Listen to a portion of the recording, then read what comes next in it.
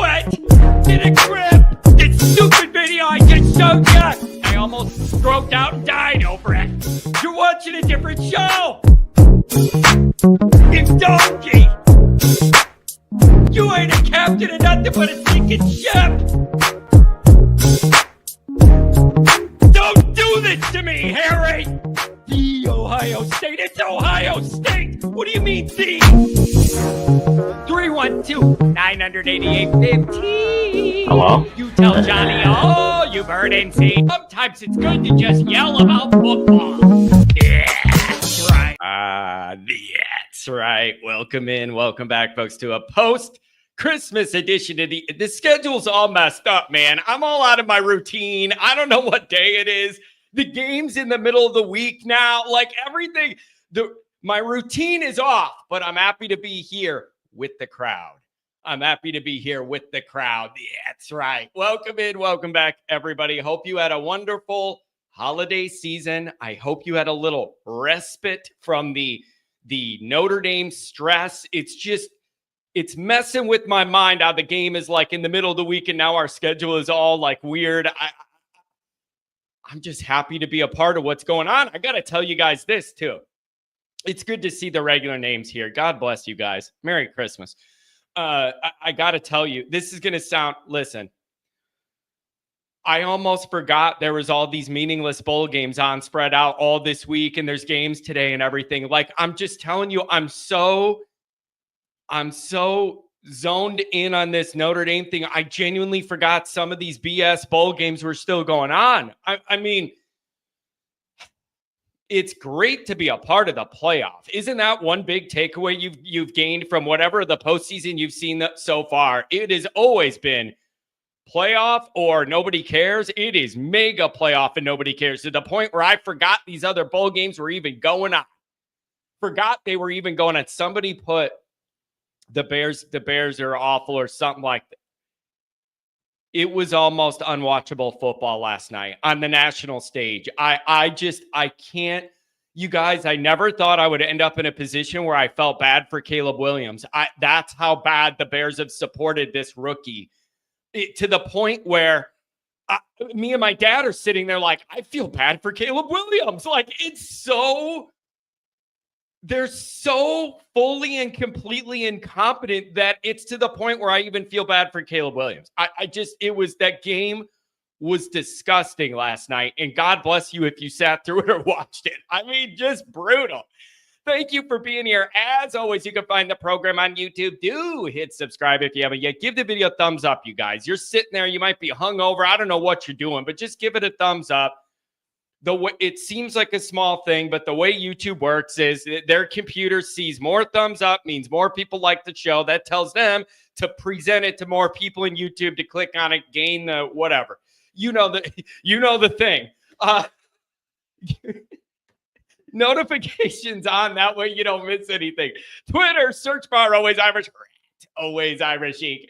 Email's always irishnd@gmail.com. Audio only, anywhere you want it, you can get it if you don't want to see my face. How do you think I feel every single day for 40 years, you guys? 40 years I've been having to get up and look at his face. I don't blame you if you go for audio only. The call-in lines. It looks like people already know the call-in lines. It's 312-988-15. You know the deal. You call up and tell Johnny all the football you've heard and seen. Here's the first thing, man. I was talking about these bowl games that don't matter. Narduzzi, he's the gift that keeps on giving. There's something so specific about seeing Narduzzi mad that warms my little football soul. I can't even explain it. You get, there's just, it's like, it's just with him. It's not everyone, but like with that guy, every time he gets mad about something, it's just hilarious to me. And he just pouts and complains, and it's so great. And then yesterday, I'm open to the idea that maybe I just didn't see the handshake and it was quick and then he ran off the field. I don't want to do this guy dirty, but it sure looked to me like they lost that game and he marched right off the field and ran in the tunnel and didn't even do the handshake. And I don't understand it because I don't feel like if you're going to do that and storm off because you're mad you lose in overtime or whatever, it kind of indicates to me you have a problem with the other coach. I don't see any problems with it. You just lost the game and you march off. Like, what kind of role model are you for these players? Honestly, what kind of role model are you for these players when you're just mad that you lost a game in a bowl game that doesn't matter and you march off the field? It's hilarious. It's just such a weak move. It's not. And here's the other thing, man. Here's the other thing.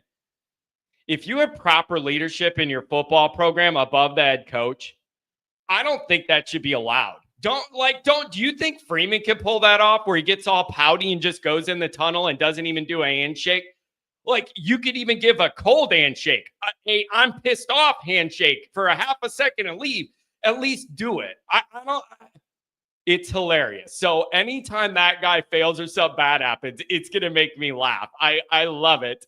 559 up on the line. What's going on, buddy? God, I love you. It was so good meeting you and your son, man. Your energy is so, like, people think I have this weird energy that just keeps going or whatever. Like, dude, the way your levels all the time are so fun to me. So it was a joy meeting you. Okay. Let me look at the phone lines real quick. Couple super chats. Phone lines aren't too bad. We got a handful. So right now, if you're on hold, you're definitely going to be on the air. I'll go through a couple of the chats I highlighted, and then we'll go from there. Oh, programming announcement. Our schedule's all messed up. I'm going live Saturday night. Well, let's do a Saturday night live after dark. It has been months. Literally, Tom Frowley, good to see you, buddy. It has been months since we've really been able to do like a Saturday night after dark, whatever. Let's do it. Like, we're not playing, and it's a weird part of the schedule here. And so, yeah, we'll do tomorrow. We'll do Saturday Night Live. This is a great time for it. We'll catch that night crowd. Maybe some people are drinking some spiked eggnog or something left over. So we'll do that. I don't know how you're. Hopefully everybody's Christmas, everything went well. I know for us, it was all Notre Dame, and then we got through the game and we won. And then it was like, oh yeah, Christmas. About that. Like, it's just, for so many people, it had to be like that, especially if you were going to the game. You had to make all those plans to go to the game. Like, it was, let's get through that with a win, and then we'll worry about the Christmas plans. I don't know. Oh, man. I hope someone called John out if he was 30 seconds late. Never. I don't think so. The second that thing, there's a little timer, and it goes down, and it says 0. It's showtime. When it hits, it's showtime, Johnny, baby. There's no reason to mess around. So I'm thinking 8 o'clock Saturday night, call Johnny up, have a couple of cocktails, talk about what's going on with Notre Dame. Few things on my mind. Notre Dame, Georgia. I'm interested to know what you guys are thinking about the buildup, the Mills injury, how Notre Dame may compensate for that. It's just brutal. There's no way around it. It's absolutely brutal. Just really, really tough. Really, really, really tough. Good question. Joe Cool, are you going to do the Wednesday morning show or skip it because of the game? That's a really, really good question. I didn't even think that far down the road. I mean, I don't really see a reason we can't do a morning show like regular. Then everybody could take a break, watch the other games, and then get into our game. And then I do the post-game show. I don't see a reason for that. Maybe that's a good pregame show. I didn't even think that far ahead, you guys. I didn't even think. Deb Thomas, my son and I had a great Christmas. Deb, you were on my Notre Dame mind just because I know you've had a tough fall and I believe had a big loss in the family. And so you were on my mind around the holiday season. It's just that first holiday season after you lose somebody close to you is very, very uncomfortable and awkward. And in my personal life, I've experienced this. In my professional life, I've experienced it a lot with people coming to me a dozen years working at the Catholic cemetery and say, I don't know how to handle the holidays. I'm not in the mood for all the holiday fun and all that. And, 'tis the season to be jolly. Yeah, well, my kid just died, or, my husband just dropped dead. I'm not in the mood. And so I've seen a lot of that. And I know that it could be tough when everybody's spirits are bright and yours aren't, and you're hurting.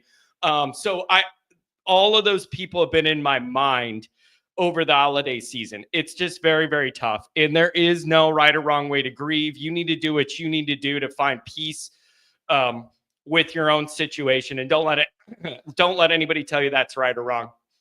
Whatever you need to do.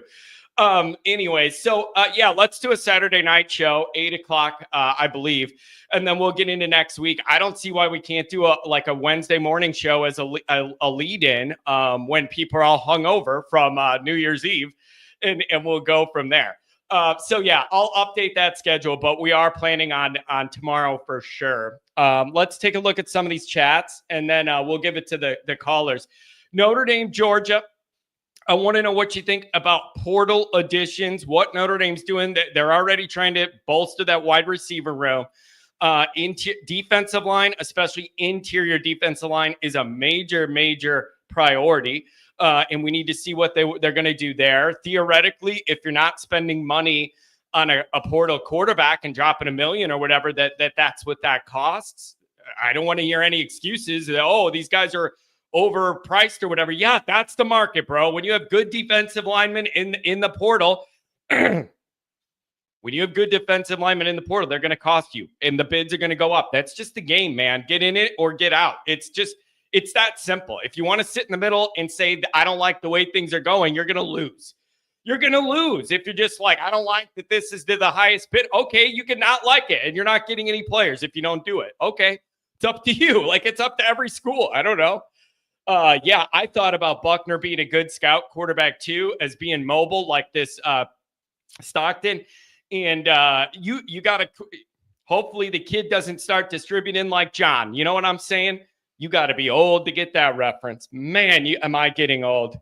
Cheesy Pete's. I can't. I'm a little like the fact that even came to my brain is triggering how old I am.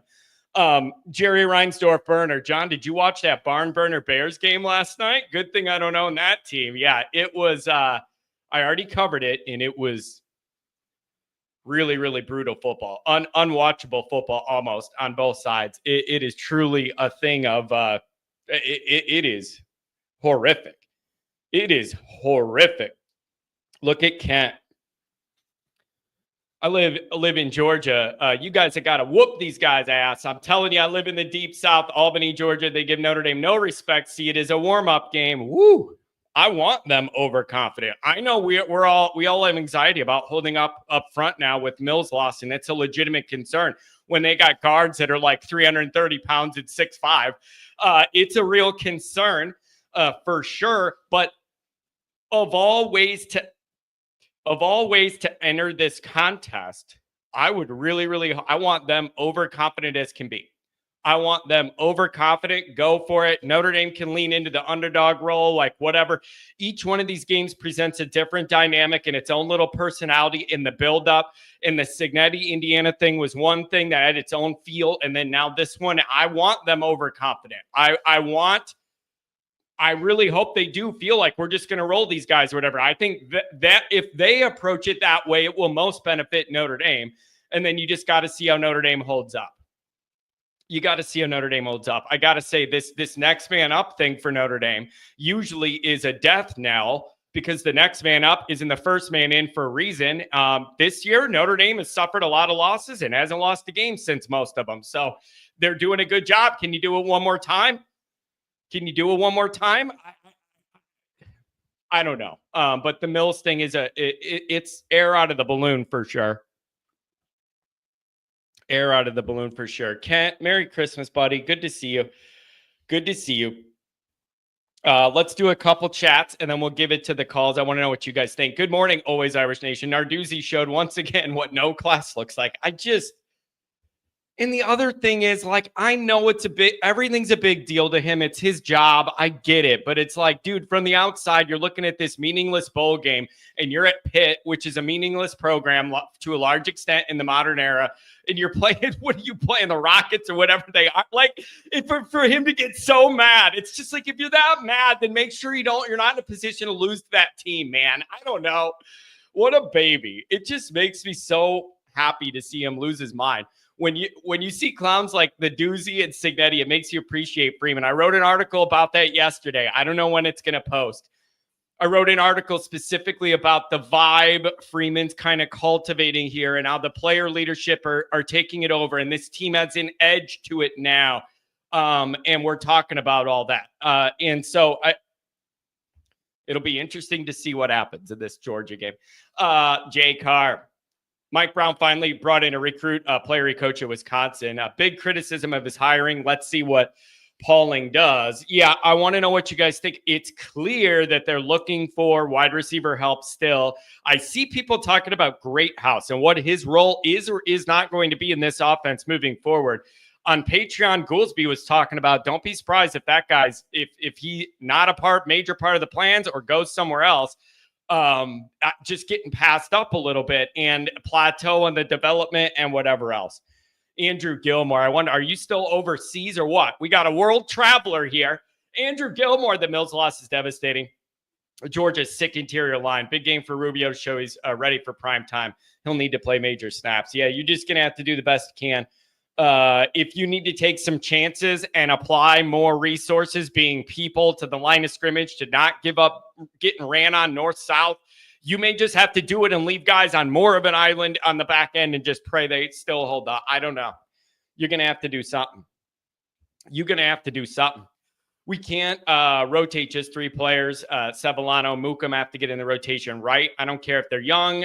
You got to keep guys fresh. I don't know what they're going to do. Nikki Dean loves to be heard and seen. Hey, everybody. I'm very optimistic about our chances against Georgia. I like that, Nick. I like it. Here's a little history for you. Back Bay. Reminds me of the 92 Sugar Bowl. Spurrier versus the Mighty Gators offense. Irish had no pass rush. Lou schemed up a new look. The Irish held the Gators down and blew them out. Radical look needed. Well, isn't this the kind of situation you have these old head coordinators that have seen it all, done it all, have time to plan for, should know our weaknesses? I don't know. Tex ND, concerned about ND fans attending the Sugar Bowl. Will we be represented? I don't hear about anybody attending. I know a few Notre Dame people attending. All the people I know going are Notre Dame grads that have money. Like that, those in my circle here in the Chicago suburb area, all the people I know going are big-time alums that are doctors or lawyers or whatever, and they have the money and they're bringing the family and making it a whole deal. It's interesting. It's interesting to play this out with these different rounds of games. Is it geographical? The first home game is the first home game. That's kind of a different situation. Everybody knows exactly the routine, and it's Notre Dame. That's different with a different appeal and a routine to it. It's interesting when you get into all the rounds past that round because you're like, you don't know if you're going to be there. So then you got to set up your plans ahead of time, but you don't even know if your team's there yet. It's interesting. And how many people that made the trip to Notre Dame are going to also make the trip here and then go to the next game? Like, you got to have a lot of time and money to be able to do all this. So it is interesting. Does it just turn into a geographical thing where if you're within a drive, you're going to drive, but outside of that, people already shot their shot for the first game? I don't know how that's going to work. I don't know. Sid Irish. Be honest, beating Georgia with our injuries, very hard. Even if we beat Georgia, do we have enough players for 2 more games? These are all really good questions. I did a Patreon about that, and I think I called it, if it's meant to be, it's meant to be. Like, I know that sounds simplistic, you guys, but if this truly is going to be the year 3 Notre Dame magic and all that stuff that is in the history books, and this team just never gives up and finds a way, blah, blah, blah, blah. If it's meant to be, they're going to find a way. And if it isn't, it isn't. And you're going to learn the parts of your program that don't have enough depth or aren't able to hold up, and there's work to do. It's one or the other.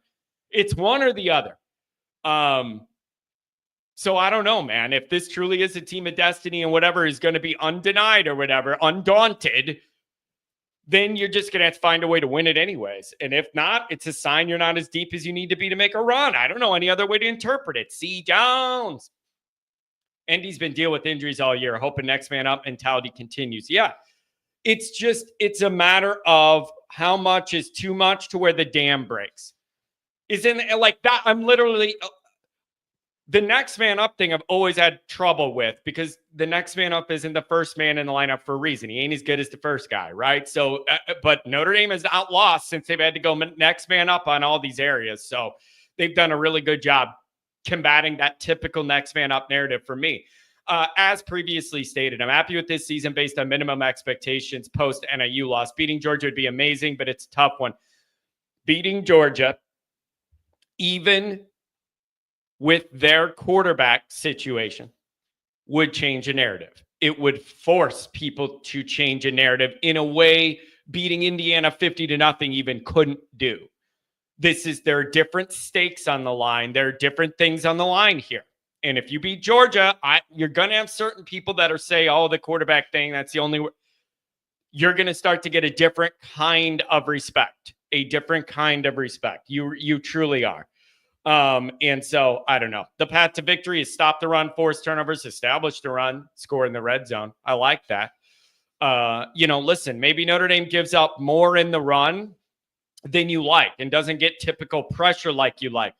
But maybe they get their hand up and tip a couple balls. Maybe you confuse this quarterback to throw our secondary a couple balls, and that's our strength. Like Goolsby was saying when this Mills news broke, he's like, somebody else needs to go be a hero and have your Notre Dame moment and go in the history books and be a hero and step up. And it's like Notre Dame history is full of players doing that. You need somebody else to do it here. Thank you for the super chats this morning, you guys. It means the world to me. Thank you. We'll read the super chats and then I'll give it to the callers. V1 Rotate, $10 holla. The defense should keep us in the game. I'm still not convinced this offense is good enough. You can't win being one-dimensional against Georgia. They're too good up front. Somebody said UMass ran the ball for like 200 yards on Georgia. It's interesting. And here's the other thing, man. If you tweet or you put anything out about where Georgia's been vulnerable, look at the games they've lost. Look at the 8 overtime affair with Tech. Look at 200 yards rushing allowed by UMass, whatever. The comeback is going to be, yeah, but Georgia really didn't care about that. And it's just not, they're going to be wound up for this one in a way you can't get wound up for Georgia Tech, even though they're the in-state rival or whatever. Like, or get that fired up, stop UMass's run game. You know what I mean? Like, so that's the argument I've heard back. Whenever you bring up the evidence of where Georgia's vulnerable and you bring up some of those statistics or the record, that's what I've gotten back is like, yeah, but you don't understand. Georgia didn't care. Like, Georgia wasn't cranked up, playoff Georgia, whatever, them dogs, they're the dogs. They weren't quite cranked up yet, and they'll be ready for this moment in a way, so that doesn't matter. So that's what I've been hearing back. I don't know. $5 holler from Callahan Auto Parts. Some of these smaller schools have had very competitive games. Hey, I've enjoyed it. I just forgot they were on. John K., $50 holler from myself to myself. I spent 50 on myself and 50 on myself. If the Irish don't beat Georgia, I want my money back from the laundromat. Please give to the John K. Fund. I appreciate it. People still think that account is me money laundering money to myself or throwing a line in the water. John K. always donates bigger amounts to it. It's like I'm throwing a line in the water to like tip people up. Just a reminder, donate money to John. If I was going to do that, I wouldn't name it John K. Are you nuts? Why would I do that? Hunter Peterson, $5 holler. I got our tickets to the Notre Dame Georgia game next week. It'll also be my first time in New Orleans, hoping to get a win. That'll be fun. I don't know I just think it's really, really interesting. That whole John Kennedy Capone, yeah. My mom ended up with some jewelry over the decades. My mother ended up with some jewelry that apparently was from a Capone era stolen jewelry heist. And the story is that my great grandparents or whatever had a little house at the south side of Chicago, and some of the Capone and the boys would hide out there in a flop house. If they needed to kind of cool the jets a little bit in the middle of the night, they would have rooms set up for them to come in the back door and crash.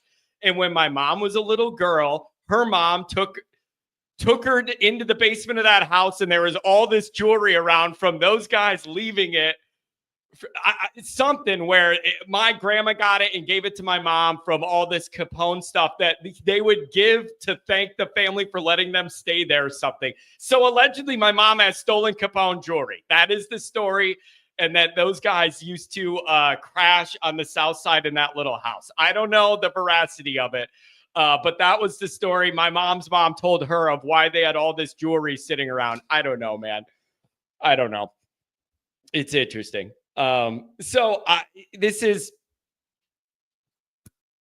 This Georgia thing is really interesting. Oh my gosh, nobody has ever said this before. I'm highlighting this.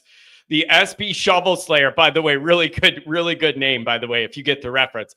I'm jealous of John's hair. I kind of feel like I'm just going to leave this one up all day, you guys. Nobody's ever said that before. Just wait if you saw the top. Wait if you saw the top. You wouldn't think that. You would. Dr. John's first up. What's going on, good doc? Oh, John, me lad, I tell you what, an early Happy New Year to you, and a shout out to your folks. I don't have much football for you, but I do have some questions and a prediction, and after that, I will take questions, all right? Wow, that's a full thesis. Right.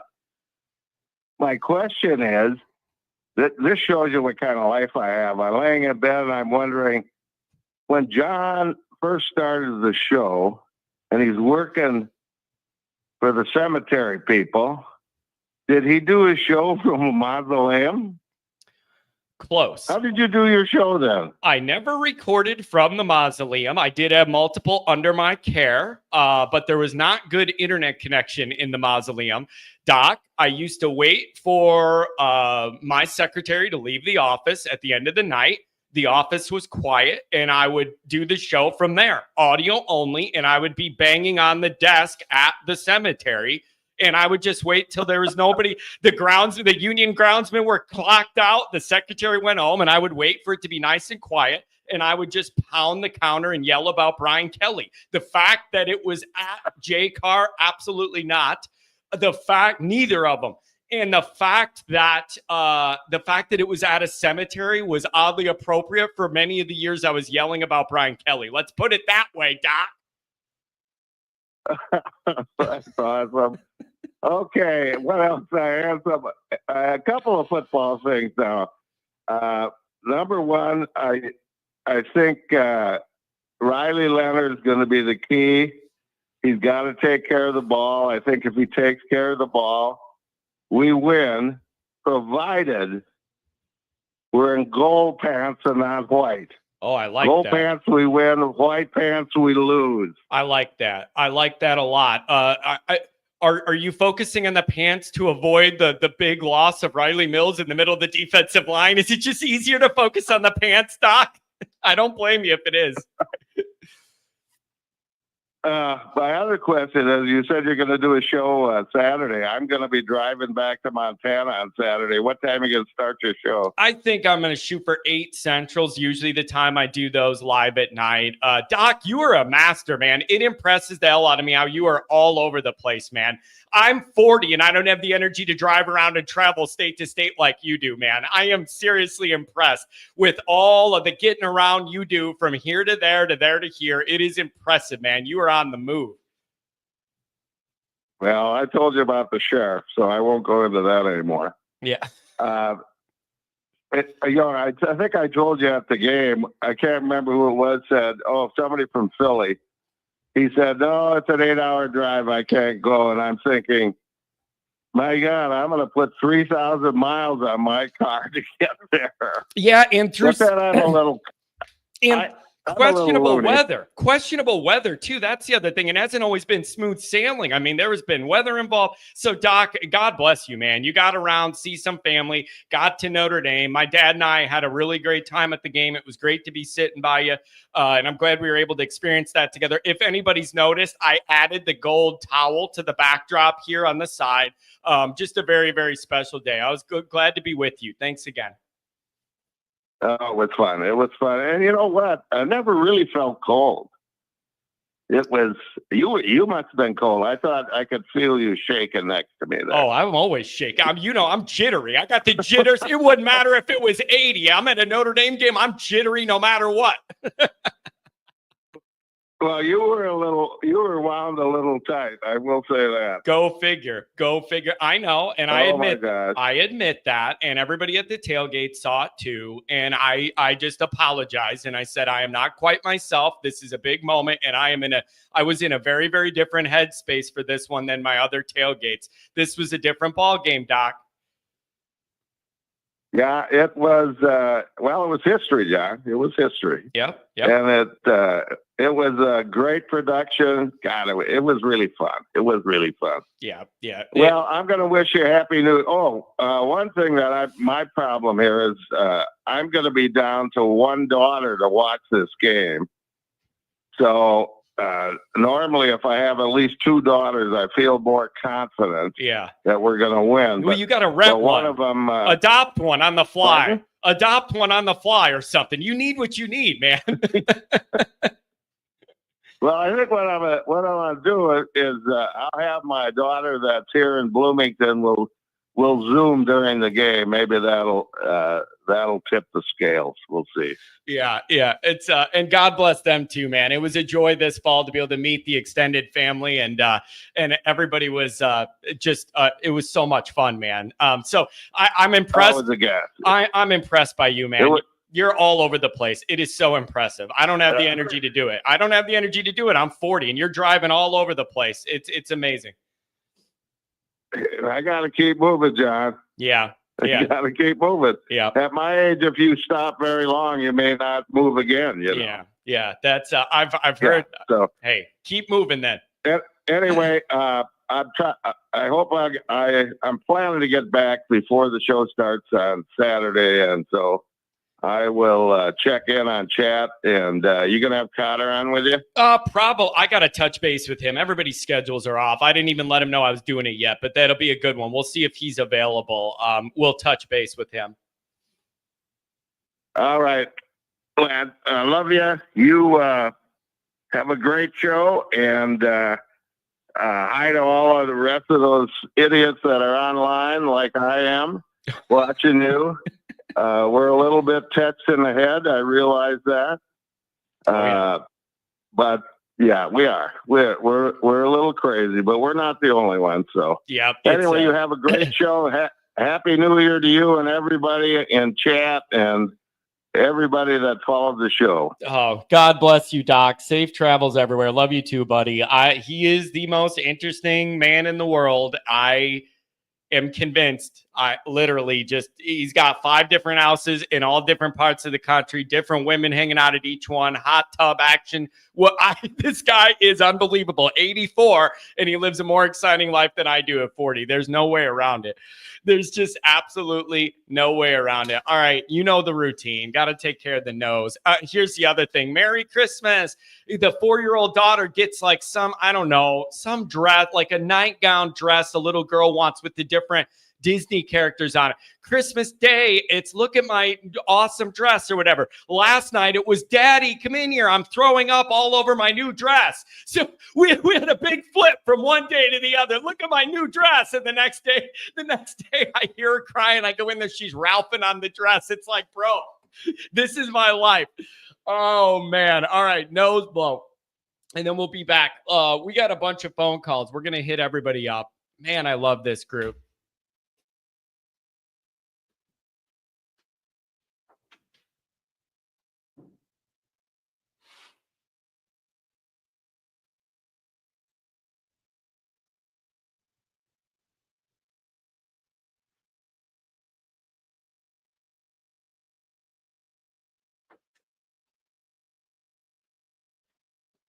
The issue here is the weather, you guys.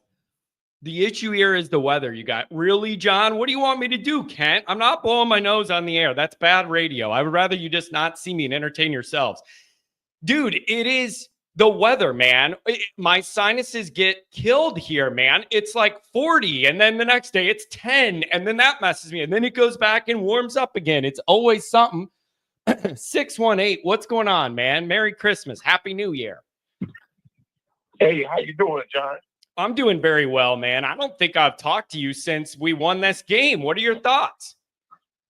Man, I haven't talked to you in about a month, man. But hey, I knew it, man. Indiana wouldn't match up, man. I was arguing with the guys on Twitter.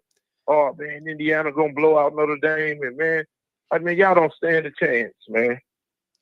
Yeah, and I got to give you credit. You have been on Notre Dame being a playoff team and winning a game the whole time. You're one of the few people that never really wavered, and people said you were being overconfident. But you've been pretty sure of this team most of the year, and they went ahead and won it. The next level here is a new challenge, though. So we'll see. Yeah, man. This Georgia team, man, they pretty tough, but man, I think Notre Dame beat them as well, man. I mean, I'm not saying that they blow them out, but they beat them. Yeah. And so how do you think Notre Dame will try and compensate for Riley Mills not being in the middle of that defensive line against the team more than any other? You probably need him in the middle against their offensive line. How do you think Notre Dame's going to be able to compensate for that? Is it going to be a big issue? Man, you go next man up, man. We thought the same thing about Benjamin Morrison, man, and look at how Morgan played, man. You just got to go next man up.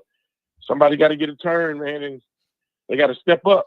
Yeah, yep. And Notre Dame's, I got to give them credit. I used to crap on the next man up thing, but they've been able to do it this year without a lot of drop off. Geez, you could almost forget Morrison isn't in the back of that secondary with everybody, the emergence of Leonard Moore and it's an amazing place to be what they've done with that secondary.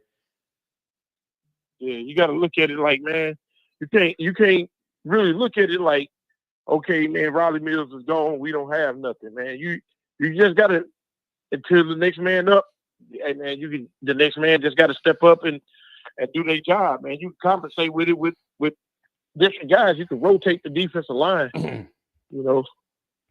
Yeah, you're going to have to do the best you can. And like Goolsby's been saying, somebody be a hero, man. Somebody make a couple plays. You don't tip a couple balls, bait that quarterback to throwing us the ball. I don't know what you got to do.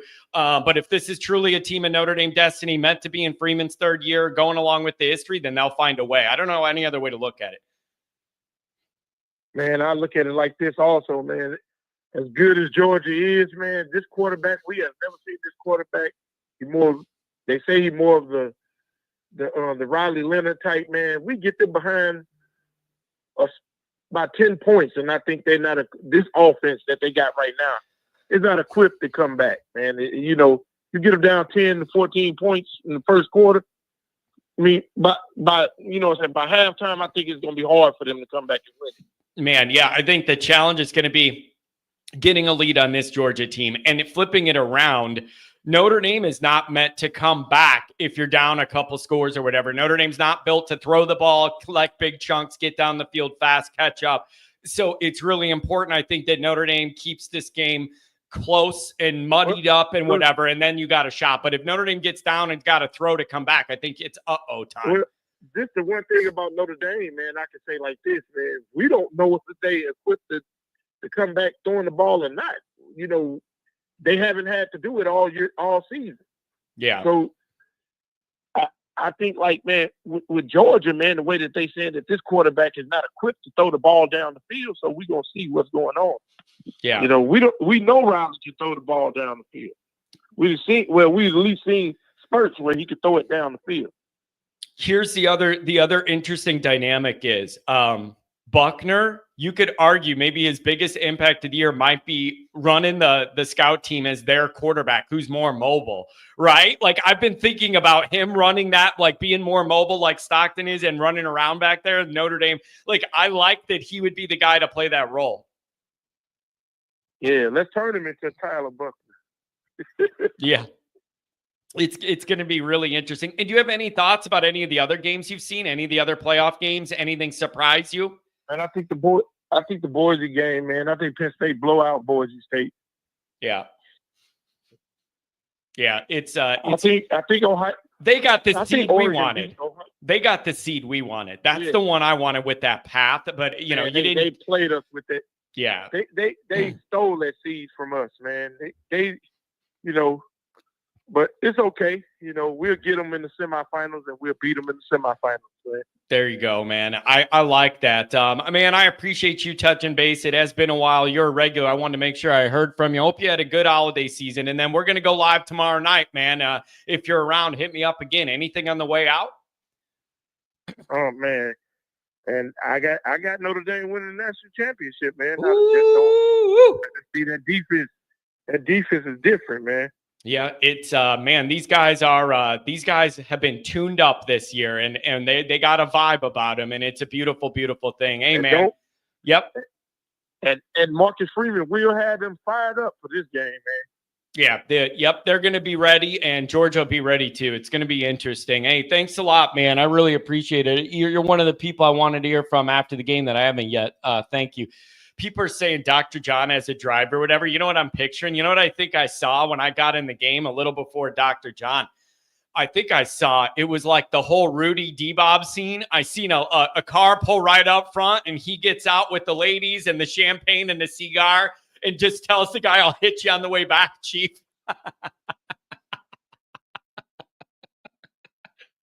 Alvin Holton, not to be confused with Michael Bolton. $5 holler. Happy New Year, go Dogs. I'm telling you, it's like, John, how could you put that up? He's rooting for the other team. Do you know how much it means to me to have somebody from the other side donate $5 to the Irish cause? That means the world to me. Alvin's got to be a nice guy. That's really, really nice.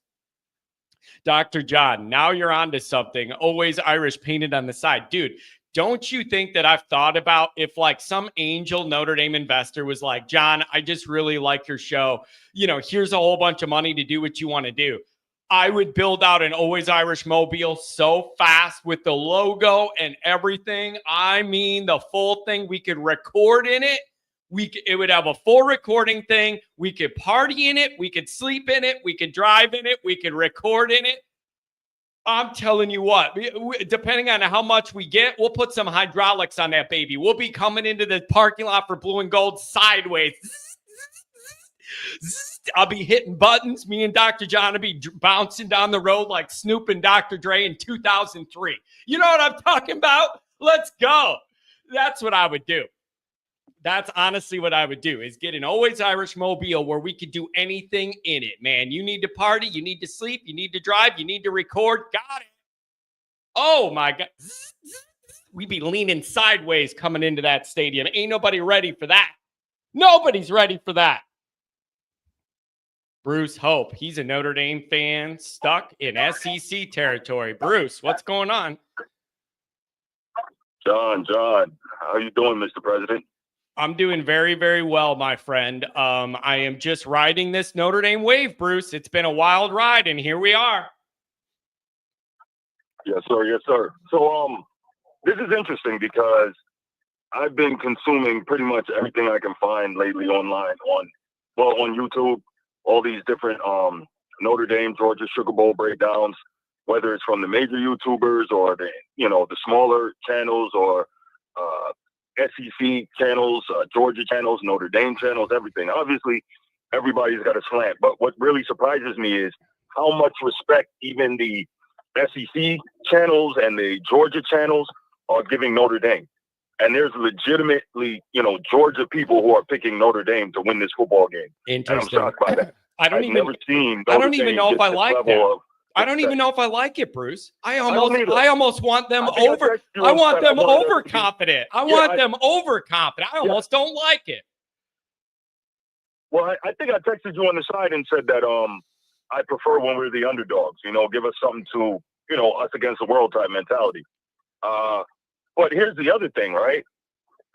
You can say you want them overconfident. That's not going to happen because Kirby's that good of a coach. He's not going to allow them to be overconfident. Yeah. Whether we beat them or not, they will be as prepared as possible. Kirby is that good. Yeah. And full disclosure, I'm a diehard Irish fan, but I picked Georgia in this game because just looking at it, I don't know if in this spot where Kirby's been multiple times before, if Freeman is ready to outcoach him. Yeah. In this position. Yeah. Yeah. And so as much as I would love to be wrong, I just don't know if I can logically do that. And I don't think we have clearly we have the better roster athletically than Indiana. We can't say that about Georgia, even though they're not the same Georgia. It's true. We're comparable to them, and that's awesome. But we can't say that we have a clear advantage in, Jimmy's and Joe's, right? So there's that. The other thing I was thinking about, why Riley Mills, and I don't know why no one is saying this, not just here, but in the national media, the real reason the Riley Mills loss hurts so much is not because we don't have competent guys stepping in to fill it, to backfill it. The reason it hurts so much is because with Riley Mills there, he's a legitimate game wrecker from the interior D-line, and you can't double team Howard Cross at third. Now you can. And I don't know if, Gabe Rubio or anybody else they rotate in is going to be able to do enough damage to move Georgia off of double teaming Howard Cross. You know what I'm saying? Yeah. So and I'm sure Goulby would have something that he could, break down on how to deal with that. But just from that perspective, I think that makes it more difficult. Here's the other thing. I've heard, and again, from Georgia people, from national people, etc., that Georgia can be run on in the interior of that D-line, which I think is good. Because as you mentioned, different teams, ran well against them this year. I think they will be so focused on stopping our run, because they know what that can do to us in terms of making us one-dimensional and what Riley Leonard's weakness is. But at the same time, I'm trying to think. The teams that did have success running the ball against them also had mobile quarterbacks, so maybe that's an advantage for us. And quick note, why are people saying that Tyler Buckner should be running the scout team offense just because he's mobile?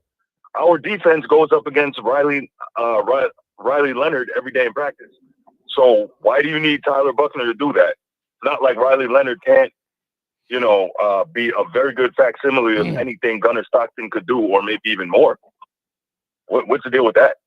I don't know. I think it's just the idea of, I don't know. He's a little more like run focused than Riley Leonard. I don't know. Different body type, like more herky jerky running than like get the big guy going in one direction. I don't know. Little slightly different kind of runner. I don't know. Okay. I'm trying to find a way for him to play a role here. I got you. Yeah.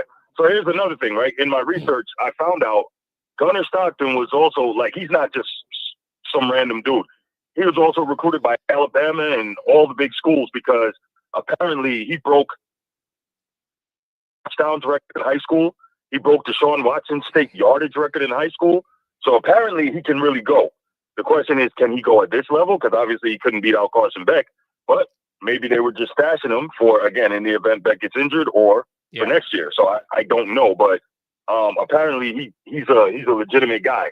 So I don't think we need to be getting too wrapped up in the fact of, he's just going to be a runner, because I think he can throw it. Now, there's that whole business of Georgia's receiving core leading the nation in drops, so that's big. And, of course, we have a very elite secondary, as I've been saying all year, the best secondary I've ever seen at Notre Dame. Obviously, I've only been watching since '93. But this is the best secondary I've ever seen at Notre Dame. They're absolutely elite. And, if we know that we lead the country in takeaways, and if a team gets sloppy, we'll take it from you. So there's that. So there's a lot.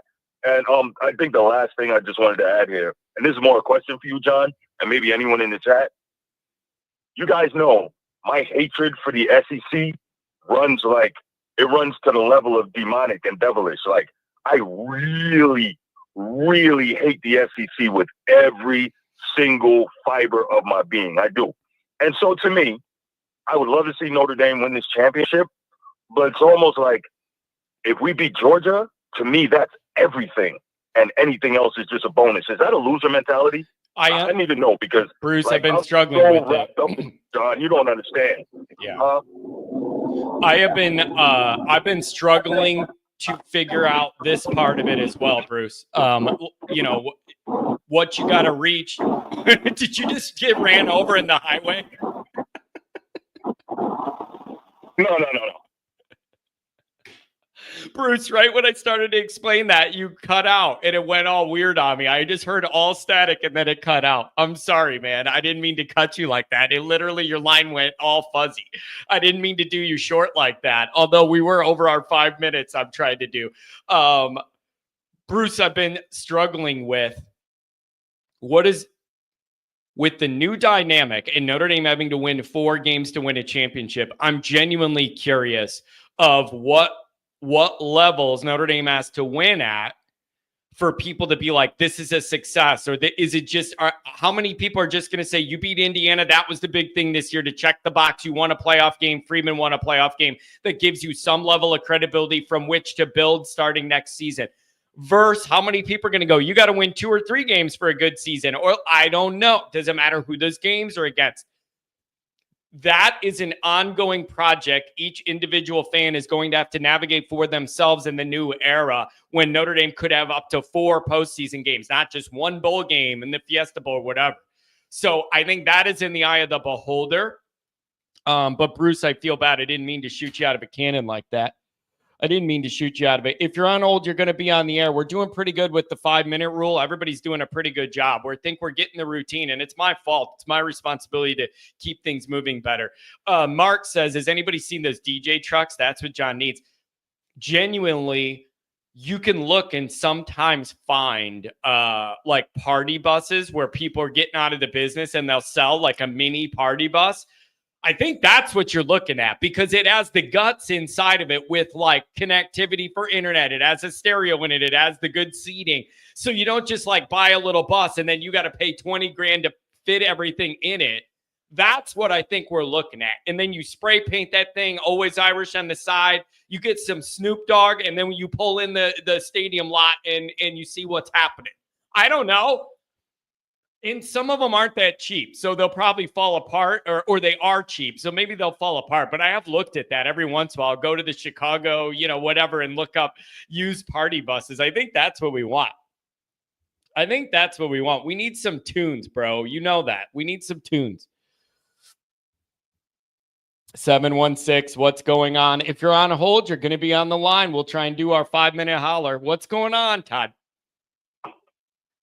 Oh, not much. Hey, listen, I've been thinking about this a lot. And right now I'm kind of watching the granddaughter. She's 16 months, but it's okay. She's watching TV. Very content. Anyways, so every time you mention that Callahan Auto Parts, I have to laugh, because I think of the movie Tommy Boy instead of Callahan Auto Parts. That's exactly why I do it. That's exactly why I do it. Every time I see it, it makes me laugh, and I can't resist. Every single time, that's right where my mind goes. I love it. So anyways, I was thinking about this. You think about Notre Dame, the coaching staffs, and I'm just relating to things that happened that I've experienced or seen things happen in my life. 1978, Willie Randolph gets hurt. They got to get permission to use this ball player, Brian Doyle. He ends up going crazy, hits .438 in the World Series. Bucky Dent wins the MVP, but Doyle was really the MVP for filling in with Randolph. So the team made a decision to use him. I remember there was a school that was mirrored in obscurity. They wanted to return their football program to what it once was. So they bring in a new coach. And a new coach, they probably went crazy when he said, I'm going to take this defensive back, it's like third string, and I'm gonna make him my starting quarterback. He turns out to be John Hewitt, Heisman Trophy winner. So then I'm thinking, there's another coaching staff as we fast forward. We're going to take this guy that's a wide receiver, and we're going to turn him into a safety. Now he's probably going to be a number 1 draft choice, or at least in the first round, let's put it that way, and that's Xavier Watts. So I have confidence in this coaching staff finding somebody that can fill in. And by that, I mean, I'm going through the roster, I'm looking at all the weights, I'm looking at these kids that are freshmen offensive linemen, and they're pretty big. And there's some other guys there that are pretty big. And most of the time, these kids are two-way in high school if they're that good, unless you're going to a major high school where you got a full offense and a full defense. So most of these kids have played on the other side. You can plug some of these kids in, and even if you use them for 2 or 3 plays, just to spell somebody, be disruptive, they know as an offensive lineman what a defensive lineman is going to use against them to get them, the arm bar over, the whole deal. So now they can be on the other side knowing that and maybe fill in for a few. You could find a diamond in the rough. But I think you're going to have to look, and they're going to have to come up with a new look offense. Once again, we're getting back to where I talked about I can see Love in the slot and Price as a running back. I can see that because other teams, how are they going to defend that? They're going to say, this guy's in the slot. Nobody can stay with him. He's that fast. Yeah. And this is where, and I agree with Dr. John, Leonard is a key to this game. He's got to play clean. He's got to play a clean game. He's got to be decisive on his passes. And you touched on Greathouse. He was in that little thing they showed there on Saturday morning. You know, the game day. Mm-hmm. He was he Klubnik's receiver, or was he the Texas quarterback's receiver in that thing? I think he played with Klubnik from Clemson. I'm thinking that plays for Clemson. I think he was on that Texas team that year. I don't know. But that's where he's from. It's Texas. He's one of them big schools there. One of the two schools he was from. He's getting passed up a little anyways, bit. He's getting passed up a little bit. Greathouse is it could be interesting to see what happens with that. And I don't know. Goolsby was talking about the other day, saying it just feels like he's getting passed up. He's something to watch, see what happens. That could be his attitude. It could be, there's a lot of things that play into that we don't know because we're not there. We're not part of that. Yeah. But I think they got, I got confidence in them that they got guys that they feel can fill in at times on the line. And I think they're going to come out with a totally new offensive look. You've got to do something new. Remember the Titans towards the end, he says, hey, he's onto your game, coach. You got to try something new. He came up with that play, right? Yeah. Backside George reverse, right? Well, that you got to come up with something new, and that's why I think you're going to see Love in the slot. It could be. He's going to come up. He's got to do something. Yeah, it'll be really interesting to see what Denbrock and Al Golden both cook up with some time to figure this out, knowing what they're going against talent-wise. Anything on the way out, man? Final thought? That's it. Just let's just enjoy the game and have confidence. And it's this on the way out. I'm thinking, go in there as Notre Dame and play with what I call a cocky confidence. In other words, get a little pepped up and hepped up and get a little angry, kind of like righteous anger at the line of scrimmage. I like it. And prove to the rest of the people that you're that good. But play with that confidence that you follow the schemes that they give you and have confidence in your coaches because it hasn't failed yet. Right? I like it. Yeah, that's all I can say, and have a happy new year. I like that a lot. Happy New Year to you, and good luck watching the granddaughter. She'll keep you young, man. Good luck. Good luck with that. That was pretty good. We're doing pretty good. We're staying on schedule. We're staying on schedule. Hey, John, I forgot to tell you, a guy recognized me from your show at the game last Friday. He said, hey, Nikki Dean loves me and seen. I'm telling you guys this right now. You know how your show's starting to kind of get a footprint and put some roots down in South Bend? It's one thing for people when I walk around to recognize me because I'm always running. Everybody's just used to seeing me running my mouth. So that for so many years that when I'm on campus, people see me and they're like, you're that guy. Yeah, I'm that guy. But when they start noticing the other people, you're onto something. People know Nikki Dean, Pistol Pete, the guy that I went to his house in, I think it's Crown Point or somewhere, and the whole house is top to bottom with Notre Dame stuff. And I went there and recorded it and let him talk about what it was. He tells me all the time that when he's at Notre Dame, he goes to all the girls' games. He's there for everything. And he tells me all the time, people are like, you're Pistol Pete from the show. It's a beautiful, beautiful thing, man. But it is funny. It's just funny. You're getting somewhere when people aren't just recognizing me, but they're recognizing you guys. It's a beautiful, beautiful thing. If you were on hold, you are going to be on the air. That is my promise to you right now. 559, what's up? No, I'm being real. I mean, I like to see my own kind move up, especially like him, bro. He has a family, bro. More power to you, bro. Keep it up, my boy. You know what I mean? I'm jealous, bro. Huh? Hello? Yeah, what's going on? What's up? Oh, I'm so sorry. We're over here. I'm at work. I'm sorry. Yeah, no, I'm about to say, I hope that isn't some family secret from your coworker. He just told the whole Irish crew. He just told the whole family. He just told the whole everybody at Always Irish is hearing about this guy's family life now. Geez.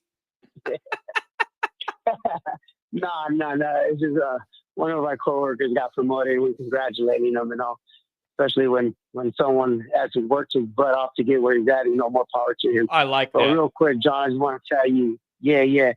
More like one of the callers that called right now said something about that he picks Georgia because of certain reasons. I respect his opinion, and I'm all for that, man. You're realistic, you know what I mean? And when some of us like are overconfident in certain beliefs, and it's not that we're overconfident, it's that there's a different era, there's a different thing about this football team that has everybody believing. Now, whatever the outcome comes on January 1st, I'm okay with it because I feel that Marcus Freeman is restoring strength and honor back to our program, and something that has been missing since Lou Holtz. You know what I mean? And this is why I'm a big Marcus Freeman fan from day one, because I believe that if we have the head coach, that he's going to learn from his mistakes and he's going to learn from defeat.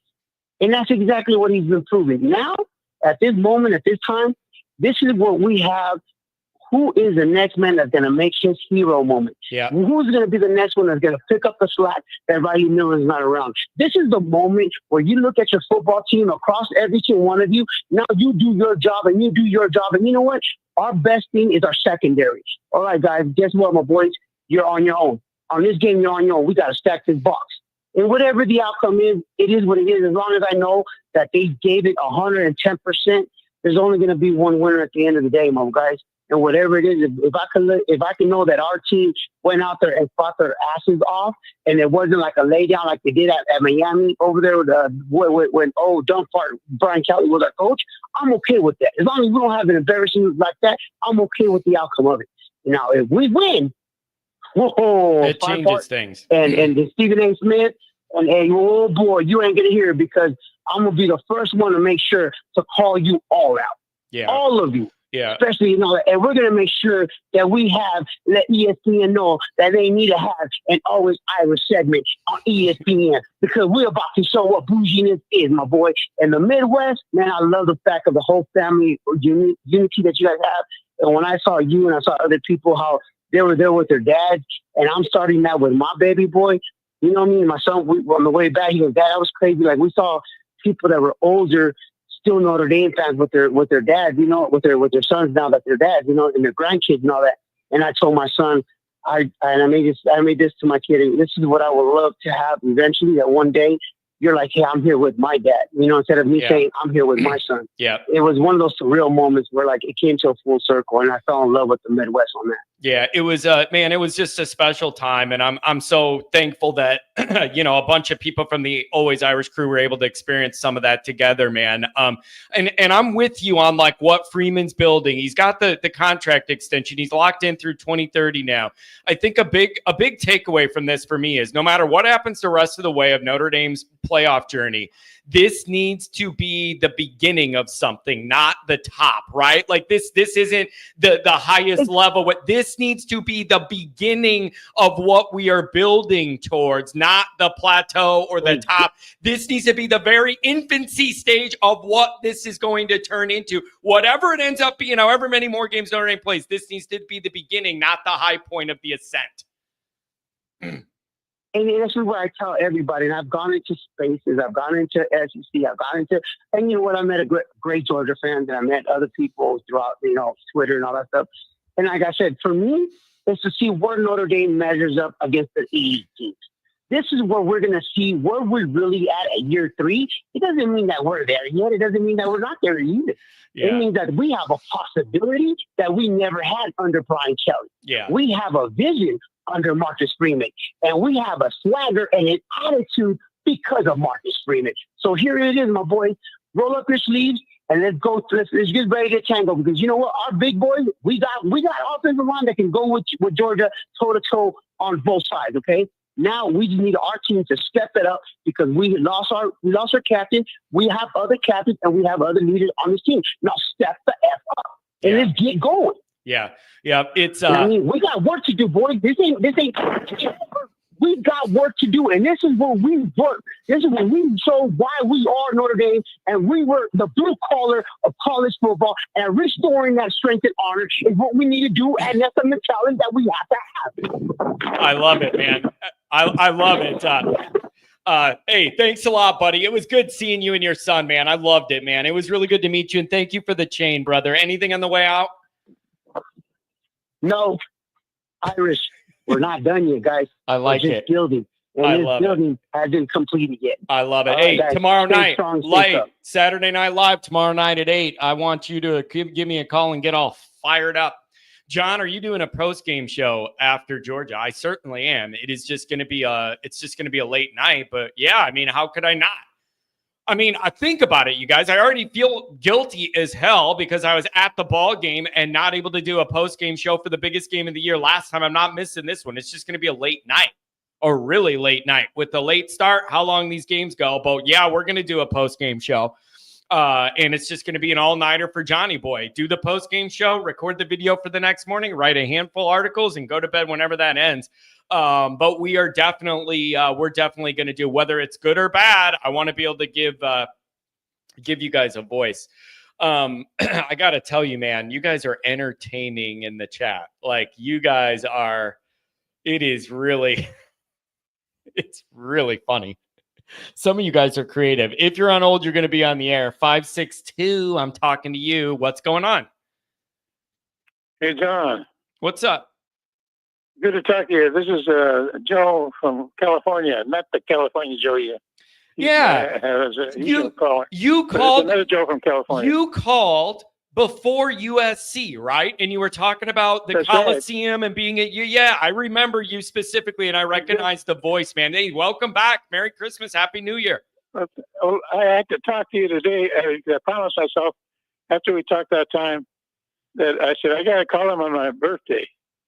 And lo and behold, today is the birthday at number 83. 83. Happy birthday to you. I think Dr. John's got you by 1 year, maybe. I think he ticked into right. I think that's right. He got to 84, and God bless you, man. Happy birthday. I hope you're living it up. Oh, absolutely. And as a matter of fact, in this past summer, in a peak of insanity, although I thought it out pretty well, I said this team might go somewhere because I like the roster and that they got a new quarterback. This is 3 years ago. No, I'm sorry. This last summer. I sent $30 to my nephew in Las Vegas, and I told him, go put it and go to the sports book, and there's a casino right near his house. So he put 30 to win at 20-1 for the championship for Notre Dame. I like it. I like it, man. That ticket might be worth $600 and some dollars. I like it. That's a good job. Is that what you want for your birthday here, for a Notre Dame victory here? Beat the Georgia Bulldogs and change the narrative? Absolutely.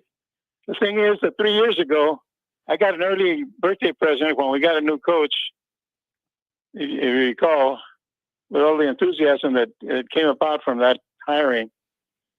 And, of course, since that time, we've had ups and downs, and we've learned from mistakes, as Marcus has. But we stuck with them, and here we are now. I think I read a stat yesterday that he has won his last 7 games in a row as a top 25 matchup. That's a pretty good. It's a pretty good run, man. I'm hoping Marcus is coming into his own, finding his comfort levels with things, and it'll just be good from here. Like I hope that's what we're experiencing. As a matter of fact, my prediction, for what it's worth, which is probably nothing, but it's hopeful enthusiasm.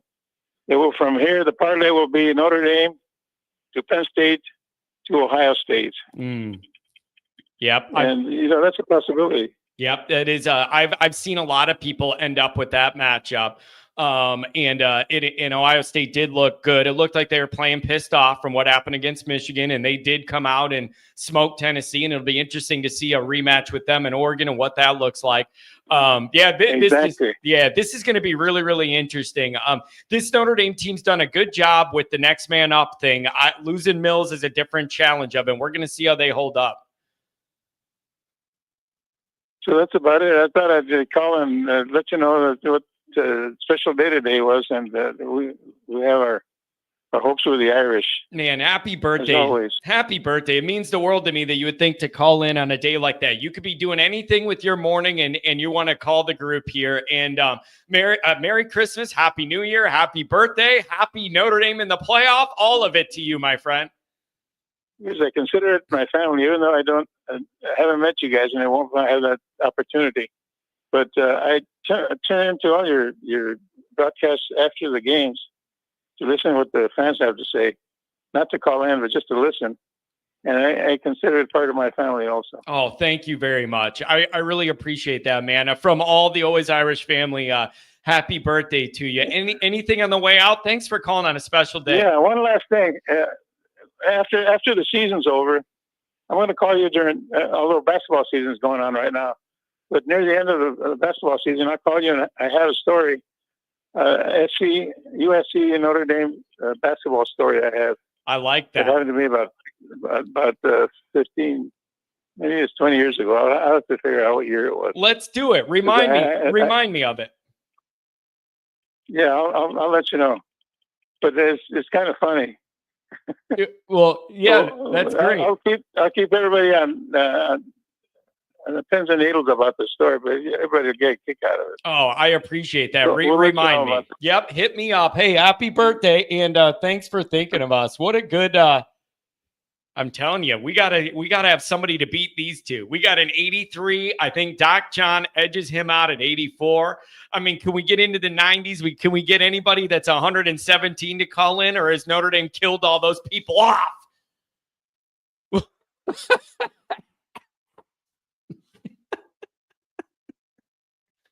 Man, I love this show. We got everybody from like 20-year-olds that call that are like, all I've known is Brian Kelly, Notre Dame. And then you got guys that are 84 that have seen a lot. Literally, that's the span. I got a lot of college age guys that watch the show. And if you're 20, your entire Notre Dame existence you can remember is pretty much Brian Kelly. Whoa. All right, 615-740-949. You're all coming up. If you're on hold, you are going to be on the air. Be right back. You know what time it is. SB Shovel Slayer, you're cracking me up today. And it's a new name. I've never seen it till today.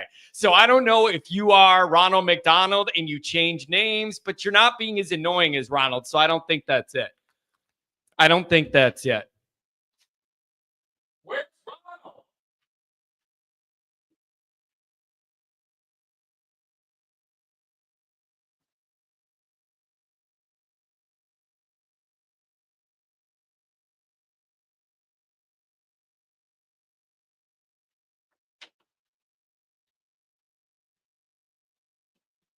Where is Ronald? Philip, thanks for joining. True. He's at McDonald's. I'm telling you, nothing ruins a McDonald's hash brown than when it's all soggy, bro. I listen, how hard is it to just crisp it up? I can't handle it, dude. You ever or some of them, the top is crispy, but you get to where the paper thing is and it's all wet. I don't want mashed potatoes. I want a crispy hash brown. 615, what's going on? Welcome to the show.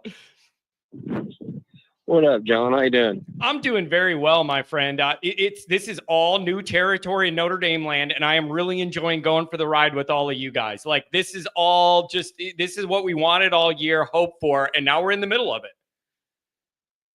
That's right. Just funny that I finally get to call in, but I'm Callahan Auto Parts. Dude, I'm telling you, it is just, and I don't mean to be rude, like if that's really your last name or whatever, but when I see Callahan, it's just right where my mind goes every time. Well, it's funny because I work in the automotive industry, so it's full circle. Oh, but, that's great. That's hilarious. Anyways, I just want to make a quick call. I know there's a lot of people on hold, but I just want to make 2 points. So with Notre Dame's offense against Georgia's defense, right? So let's look at it. You've got Love, Price, Leonard, and Greathouse. I personally think those 4 guys are your money makers. They're going to make the plays for you.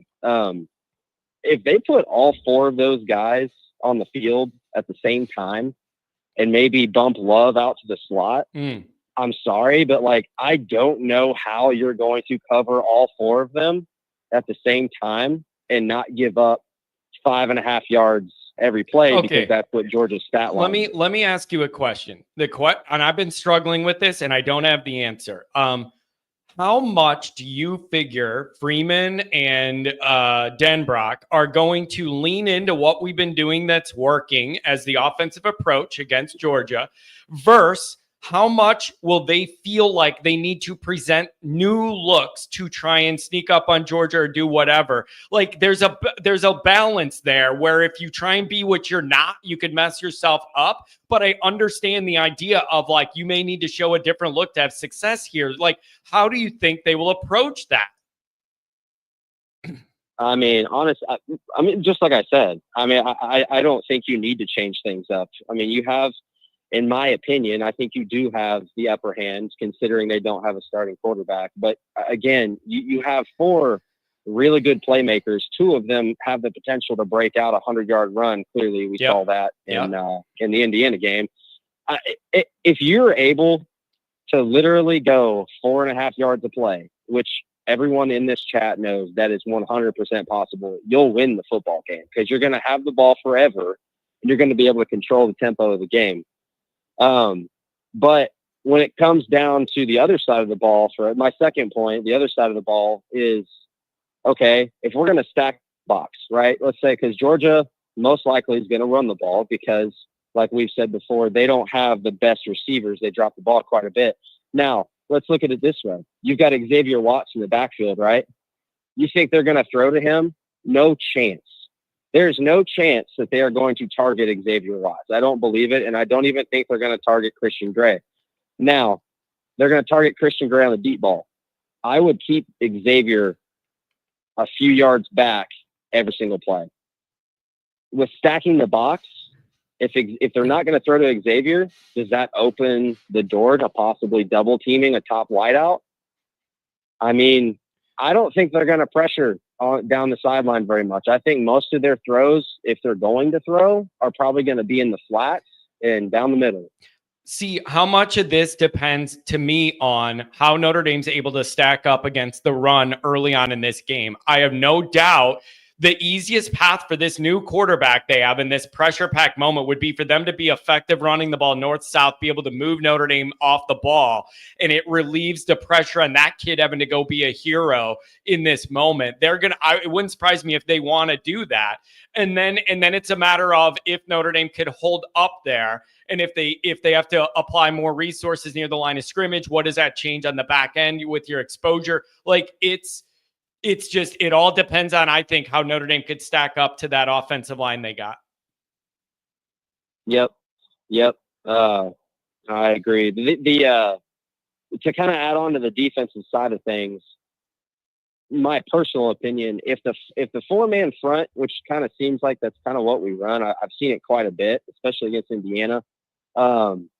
If they run more of a pinch package where they're able to take the guards in the center and push them in and force everything to the outside, I really think that everyone on the back end of that play is going to be able to make a play on the edge. And to be fair, if you're forcing Georgia to the outside, which is against what they do on the run game, they like to go up the middle and hit the gap.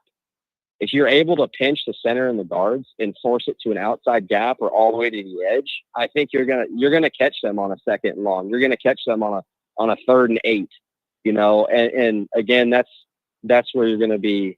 That's where Golden is going to just tear them up. Yeah. So, it's going to be really, really interesting. And I've been thinking about, there's probably nobody I would trust better to prepare their team for a big moment than Kirby Smart in this moment. He's been to the top of the mountain multiple times. He knows how to have success. He's proven in these moments.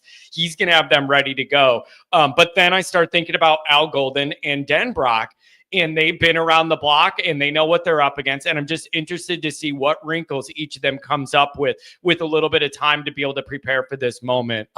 Anything on the way out, really, really good call, and love the screen name.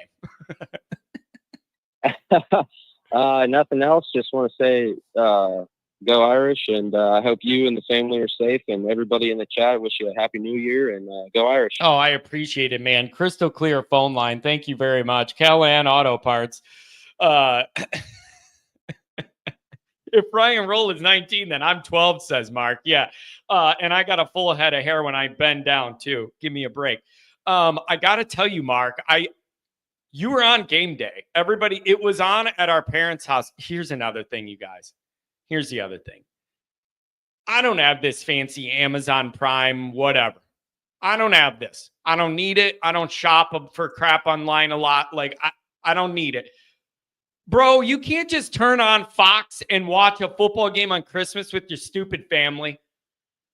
Really, we're getting it. It's just bugging me. Everybody's going, oh, there should be an NFL game on. Oh, no, you got it. You pay $9,000 a month for the TV service you already have that has 7,000 channels, and you can't just put the NFL game on Christmas.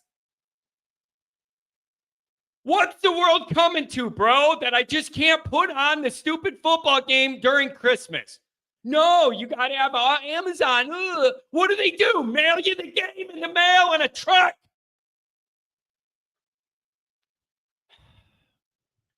Seriously, you can't have one of those games where everybody that's regular could just put it on Fox and have it going on. I'm not paying for FUBU or any of this stuff. No. I'm just saying, man, it was just a sign of the times that you can't just turn on and watch the game. I got 7,000 TV channels, and now one of them carries the NFL game. You need to pay extra. I'm not paying extra. And the Bears game is on the pay extra thing last night too. But if it's in your market, if it's a home game in your market, they will put it on the local affiliate. So it was on what a gift that was to be able to get that on the local Fox affiliate. I'm just saying, man, it rubs me the wrong way. You just can't. You son of a buck. I just want to just in the background just have an NFL game. I don't think it's asking that much, but I'm not doing, you could pull it up on YouTube and watch. I don't want to watch it on a 3-inch screen or have to do all that. I want to just put it on the TV. Okay? And I'm not doing FUBU. I'm not doing any of this stuff. No, I'm not doing it. So what do they send you a FUBU shirt in the mail when you order it? I'm not doing it. Damon. 740, welcome to the show. John, how you doing, buddy? Merry Christmas to you and yours. Hope you enjoyed Christmas. And I need you to give me a couple minutes. I realize I only have 5, but I got to get loose. I tried to get on Sunday, but I had a personal thing, so I did eject. But here's the thing, okay? Can we please stop with the fan uniform drama? These guys understand the importance of tradition, and they completely bought into it, and they look like they bought into it when they stomped a, Texas-sized mud hole in Kurt Signetti's butt, sending him back to Indiana with the rest, back to Bloomington with the rest of the idiot cousins who actually thought they had a chance. And by the way, if anyone can direct me to where the polite, respectful Georgia fans are, that'd be great. All I'm seeing is, you guys beat Indiana, you don't belong here, blah, blah, blah, blah, blah. Well, I'm going to take a little bit of time here to explain about why I'm right about all the things that I'm right about. First off, John, I was right about what I said to you like the last time we talked about how this Notre Dame team is different and they conduct themselves differently. I was also right about Mitch Jeter. John, that field goal, seeing it on TV was amazing. It was an absolutely beautiful thing. That field goal could have hit from 60. Man, Jeter is back. That's one reason why Notre Dame's going to win. The other reason why Notre Dame is going to win, and it makes me want to puke all over myself and everyone else around me, that we are not focusing in and understanding the fact that I don't care if Gunner, Cummer or Stockton, whoever he is, I don't care if he was recruited by Newt Rockne himself. I don't care if he's a 5,000-star recruit from Vince Dooley's backyard. I don't care if he's best friends with Herschel Walker. That kid is going to make his first start in New Orleans in the Superdome against a defense and I'm 56, so I watched it happen for real. I watched the whole season play out. This defense reminds me of the 88 national championship team defense. It's always next man in. And here's the other thing, John. I love Riley Mills, and that just made me sick knowing that he's not playing. Yeah. But here's my question, okay? Wasn't there a time we didn't know who Riley Mills was? Everyone needs to take a breath. Gabe Rubio is looking for his chance to go ahead and be that guy. And he's a beast as a run stopper. So all we need to do is see him get pressure on the quarterback. And between him and Don Heinisch and Howard Cross and Armel Mukum and the other guys we have, Sean Silvano, they call him the Bear for a reason. I don't think that the defensive front is going to be the kind of concern that everyone is clutching their pearls and going, oh my God, what are we going to do, John? Well, guess what we're going to do? We're going to do exactly what Al Golden and his NFL sick genius brain has done all season. We're going to go ahead and game plan, and then we're going to go ahead and take it to them. And Kirby Smart can be, you didn't realize that Marcus and Notre Dame had a defense so good they kicked our asses for 4 quarters. Look, I hope that they go ahead and key on Christian Gray. I hope they key on Leonard Moore. Key on the best freshman defensive back in the country. Go ahead and do it. Oh, and by the way, yeah, Christian Gray was a little, wobbly against USC. That was a one-off, man. And by the way, when the hammer had to fall, guess who swung it? Christian Gray did. Everyone needs to go ahead and take a breath here, okay? Notre Dame's going to win. My prediction for this game is 27-20 because I have a feeling that Georgia's going to score whether we like it or not. And if we don't, I'll call back in and go, oh, my God, that was great how wrong I was. But I don't think we're going to be wrong about the fact that this Notre Dame team is going to win this game. I think anyone that wants to bet against Notre Dame, go right ahead. John, I'll tell you right now, if I had $1,000, I'd put on Notre Dame to win. All right, let me ask you this. I wouldn't put them to win this game. I'd put them to win the whole thing, John. The whole thing. I love the enthusiasm. I love the positivity and the confidence. I want to ask, though, how much has it gone down after the Riley Mills news going against their massive offensive front? Or do you believe this is next man up? Notre Dame's done it all year successfully, and this is no different, and someone's going to have to rise up and have an afternoon, have a night. Like, did your mind change at all with confidence after that? Or are you next man up, worked all year, keep it rolling? I'm next man up. Now, my confidence wavered a little bit, but also, too, John, we're getting KBA back. All right. And that guy is a pass rushing beast. I don't think we're going to have to worry too much about that because I think we can still get pressure with 4. And it's like every time, John. And also, too, are we going to start, questioning our trust in Freeman and Golden and Denbrock? I mean, Kirby Smart's been there, John. He's won 2 national championships. Good for him. That's just great. Yeah. That and $20 will get you my favorite cocktail at the local club. Okay. But the bottom line is, what are you going to do now? Okay, what are you going to do now? This Georgia team has holes and vulnerabilities all over. Every single team does. And I live like 30 minutes from Ohio State. I live in the middle of Indian country. I am the enemy right now where I am, man. I'm telling you that right now. Buckeye fans hate me enough to lynch me from the highest tree they can find. All I keep on hearing is like, well, look what we did against Tennessee. And I'm like, guess what? I don't think Tennessee was really all that good. But I'm telling you right now, we have the best secondary in the country, and we have the best linebackers in the country. The best. I like it. Good. The best. I'm telling you. These guys are going to go and wreak havoc. I like your ability to play with these guys. I like your positivity. I like your positivity. And also, too, real quick, I'm not going to get off again. Who would really want to see Jeremiah Love in the slot? I mean, moving around, I'm fine with that. Moving around, the guy's a weapon. But don't stop going away from what you are, because the things that win championships, running the football, we do that well. Protecting the quarterback, we do that well. Playing violent, ruthless defense, we do all those things well. And now we've got our star kicker back because he could have put that thing in from Fort Wayne or maybe somewhere in Ohio. That kick was so damn good. But John, Happy New Year! I think we're going to be talking about an Irish victory. And you know what? I don't care if it's Ohio State or Oregon. Bring either one of them on. Frankly, I'd love to have the Buckeyes, because then once Notre Dame sends them back to Columbus, back to Brutus with their tail between their legs, then I can talk smack for the next 365 days at least. Happy New Year. Go Irish. We're going to win. And Sergeant Steve in the middle of Ohio is out. Man, that's a lot. That's a lot. He covered it all. That's a lot of confidence, man. He just kept going. That's a lot of confidence. Uncle Lou's here. Hey, deadbeats. Rudy ain't walking through that door. Your season is over. I don't think any of us will. If Rudy's walking through the door and that's who you're plugging in the middle of the line, you're in big, big trouble. If you had a tenth of the art of Rutgers, maybe you could see over the line of scrimmage. It's good to see you here, Pat. Yeah, definitely. Definitely. That's kind of funny, actually.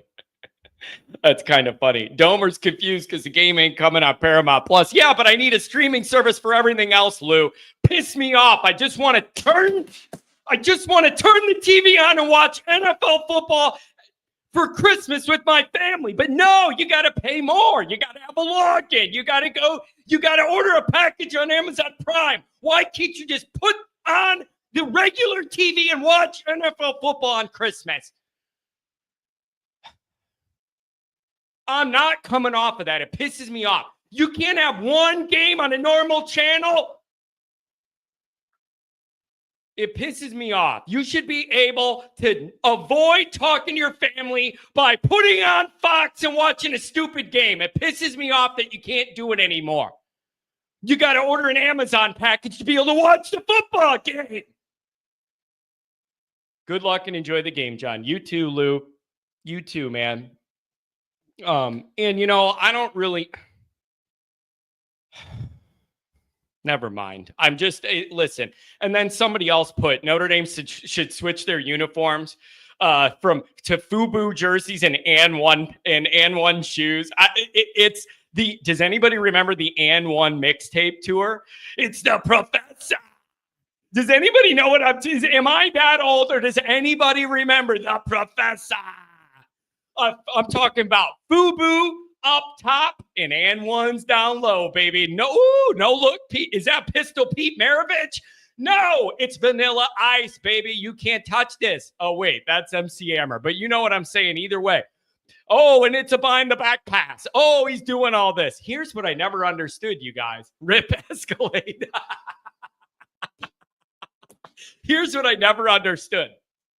I never understood. How can you dribble between your legs and do all the basketball stuff you want to do when you got those baggy pants on? The whole and one mixtape tour thing. I was wondering, man, I don't know how are you doing between the legs and all this stuff when you got those baggy ass pants shorts on? But yeah, I'd take that over Under Armour, and we'll just have the FUBU tops and the and one bottoms with the cleats, and we'll just drill some cleats on there. The Professor. Oh man. So yeah, I'm sure Uncle Lou's got your season is over queued up for Notre Dame already. We're gonna see how it goes. And I wonder if there's some, I don't know a lot about Georgia football. I'm wondering if there's some Georgia people that like the mobility of Stockton over I don't know. Maybe they like this situation and they're happy they have that guy. I don't know. He's more mobile. Maybe that's a big deal. I don't know. I kind of hope everybody's overconfident on the Georgia side. I just think that would help Notre Dame. But there are two things you cannot question.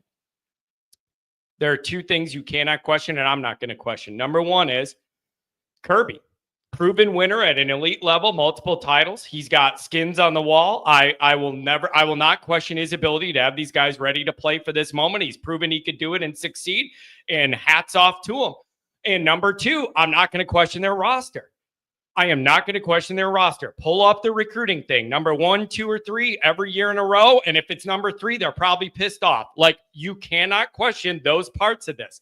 That being said, Georgia's looked vulnerable at times this year. And so I realize some of those regular season games are weird or they're not fully engaged for whatever reason. And this could be different.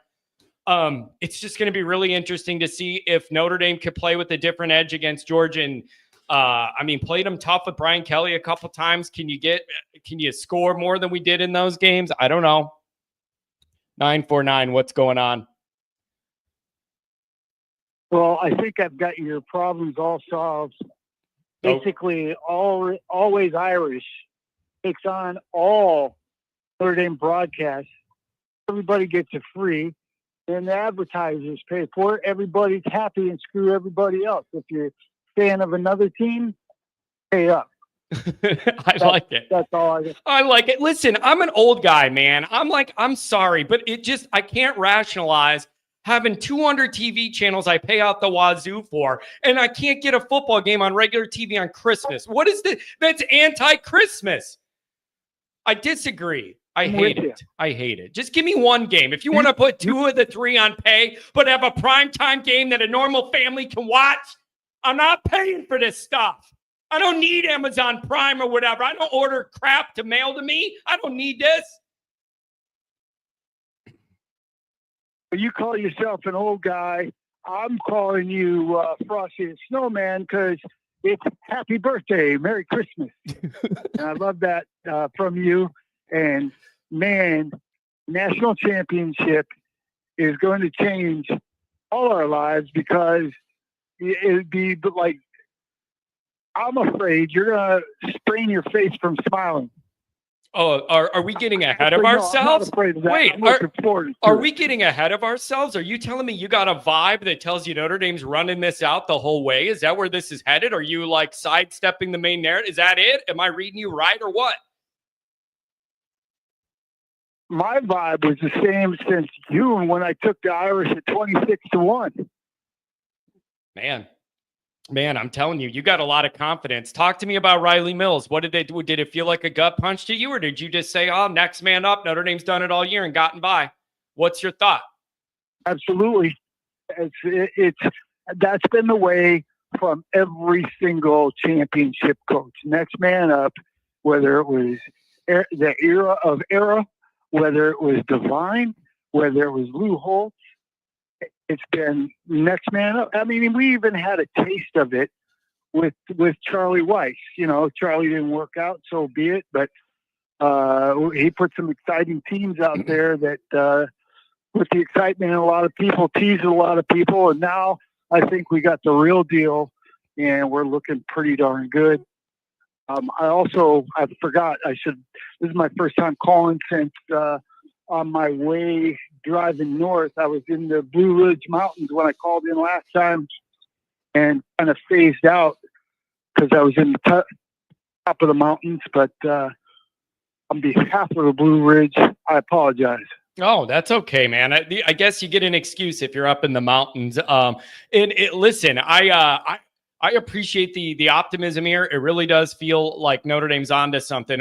My overarching, spit it out, idiot. My overarching point is whatever happens with Notre Dame this year, however far this run goes, whether it ends this week or you win a couple more, this needs to be a part of the ascent of the Marcus Freeman Notre Dame program. Now that he's going to be around through 2030, this needs to be the beginning of whatever this program turns into, not the plateau or the top, but a part of the ascent to stability of top-end football. That is the bigger picture when I zoom way out. Absolutely. And it used to be, in recent years, I should say, Notre Dame was the Chicago Cubs. We lose a game and it's, wait till next year. Yep. But now it's that quiet confidence of, okay, strap in, let's step up and move forward. Yeah. I didn't want to take a whole lot of time, keep you on source here. Anything else on my way out? Yeah. I like how you reversed that on me. Hey, thanks for the call. I hope you had a good Christmas and enjoy this. I'll be on tomorrow. I'll be on tomorrow night if you want to call it 8:00 Central. I'm glad you're going to be on after the game because I need something to do. Oh, I'm going after the game. I already feel guilty because I missed the Indiana postgame show because I was selfish and I had to be there and experience it myself. So I don't care how late it is, whether we're all miserable or all happy, I'm going to be here. We need to all be together, whether we're happy or miserable. We'll do it together. Well, I appreciate it because it'll give me something to do while I'm waiting to get back to the airport. My flight doesn't leave back to Florida until 6:30, so I'm going to need something to kill time, and I'll kill some with you. Dial it up, my friend. Have a good one there, and I'm just picturing him on what's that movie with Rocky in it? Isn't it Cliffhanger or something? I'm picturing this guy up in the mountains. Jay says, ND J Shipes. That sounds like something I would yell when I'm mad. Shipes! Doesn't it? Indy should be happy. They were gifted a much needed playoff win versus Indiana. Here's the way I'm looking at that. This is really an eye of the beholder type of thing, where on one hand you could say, man, it's only Indiana, and it looks like maybe they were overinflated by a weak half of the Big Ten that they built up all those wins for, and you realize they don't really have the athletes to hang with Notre Dame. So, that was kind of a gift for Notre Dame, whatever. That's one angle. And there is some truth. There's some factual truth to that narrative.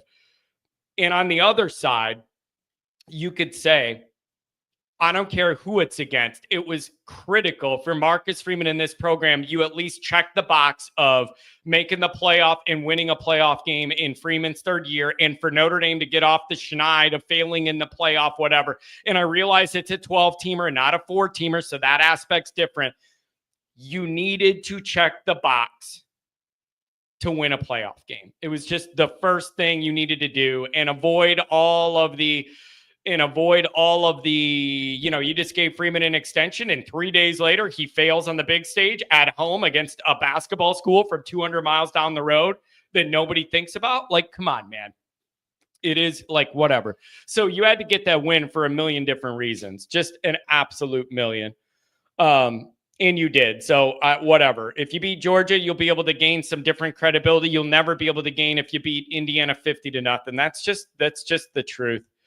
It's just the truth. I actually have this information on the YouTube analytics. It's about a third, and a third. I'd love to see the Always Irish age demographics. I know a lot of people think I skew older, probably because of my hairline. I don't know. But it is about a third from like the 18 to 20, whatever, and then the middle range, and then the 50 plus range. It's literally like thirds. And you get that. And that's only the people that have fill out their demographic thing and create a name, not just people viewing, but the people they track that log a YouTube account on their own. It's about a third. So I'm skewed kind of across the board there. Here, and the other thing is, a lot of my shows are morning shows. The callers are going to be skewed a different way. When you do a morning show, 9 to 11, whatever, people are working, who knows? You know what I mean? 309, you're on the line. What's going on? Hey, it's been a while. I was trying to think. Last time I called, I think it was Georgia Tech week. October 18th. I got it right here. October 18th, whatever that was. Yeah. Holy cow. I was thinking, and what I said during that call was, I think what a successful year would be hosting a home playoff game and winning a home playoff game. And here we are. So I'll take it. See, but isn't it interesting though how that kind of changes? Like, I feel like if you played Georgia round one instead of Indiana, and you got that win, I wonder how that would shape things. Versus we built up Indiana, then you beat Indiana. It's like, well, they're not that good after all. So how big of a deal was it? Like, the bar just kind of keeps changing as we move along here right? It's kind of a tough thing to measure. I think that would have happened either way. Let's say Alabama came in, same score. Oh, well, that's not the typical Alabama. Jalen, Milroe isn't that good. Oh, that's a down. I think that's always the narrative for Notre Dame. Whatever team you beat, well, they really weren't that good. So I really think that would have been the case, whatever first round team you're playing, because you're hosting. So technically you're going to be better than that team anyways. Yeah, it's I don't know, man. I really do struggle with this. I understand the arguments against Indiana, whatever, but you have to give Notre Dame a certain amount of credit, just regardless of the opponent, winning the playoff game, all the pressure. You're the only game that night. Everyone in America is watching you. I said disaster was on the menu for Freeman and everything else with the extension. Right. You had to have it, and you got it. And man, Notre Dame deserves credit for that, regardless of what you think of Indiana, a certain amount. Mm-hmm. It's just such a weird. It feels like it's such a weird year to me, because if you would have offered me the day after the NIU loss, say, hey, here's the rest of the year. You could, if you take it if you want it, or take your chances. Win out on the rest of the year and win a home playoff game against Indiana. You would take that in a heartbeat, and you would be happy to take that. But here we are going into the Georgia game, and it kind of has the feeling that if we don't win this game, I'm not really going to view it as a successful year. And it's just a weird thing to say. Yeah. I can't really put my feeling on it, my finger on it. You know what? I think that's perfectly fair that you can't put your finger on it, because we're all experiencing this journey for the very, very first time. And there's, you've never had to win 4 games to win a championship.